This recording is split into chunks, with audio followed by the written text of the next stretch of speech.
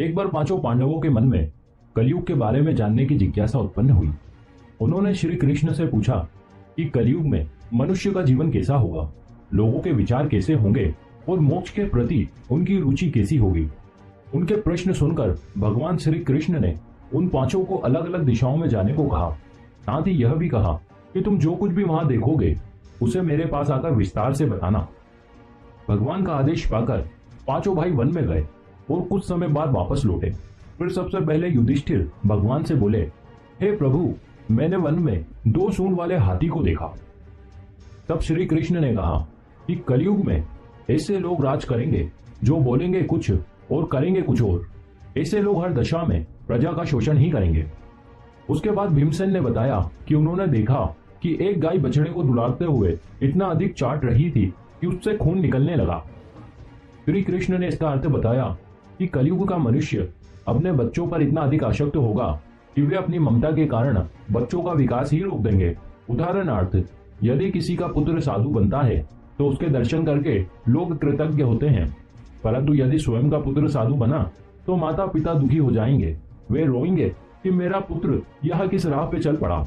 भीमसेन के बाद अर्जुन ने बताया, उन्होंने एक पक्षी को देखा जिसके पंख पर वेद की ऋचाएं लिखी हुई थी।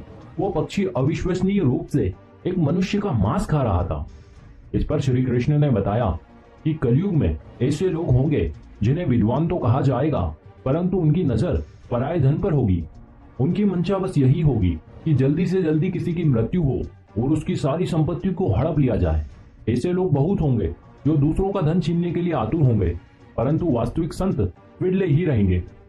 अर्जुन के बाद नकुल ने बताया कि उन्होंने एक भारी चट्टान को पर्वत से गिरते हुए देखा और उसे बड़े बड़े वृक्ष भी नहीं रोक पाए, परंतु वह चट्टान एक पौधे से टकराई और आश्चर्यजनक रूप से वहीं रुक गई। तब इसका अर्थ बताते हुए श्री कृष्ण ने कहा कि कलयुग में मनुष्य की बुद्धि क्षीण हो जाएगी, उसका जीवन पतन होगा और इस पतन को धन या सत्ता के वृक्ष सक्षम नहीं रहेंगे, किंतु हरि नाम रूपी एक छोटा सा पौधा ही मनुष्य के जीवन को नष्ट होने से बचा सकता है। श्री हरि के कीर्तन मात्र से ही मनुष्य की बुद्धि प्रबल होगी।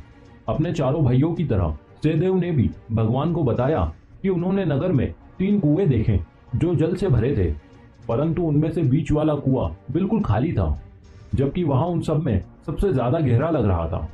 श्री कृष्ण ने सहदेव को इसका अर्थ बताते हुए कहा कि कलयुग में धनी व्यक्ति अपने शौक के लिए अथवा संतानों के विवाह में बहुत आयत से धन खर्च करेंगे, परंतु यदि किसी भूखे तो उसकी सहायता के लिए उनमें कोई रुचि नहीं होगी। इंद्रियों की संतुष्टि, मदिरा पान आदि पर खर्च किया जाएगा, परंतु जो लोग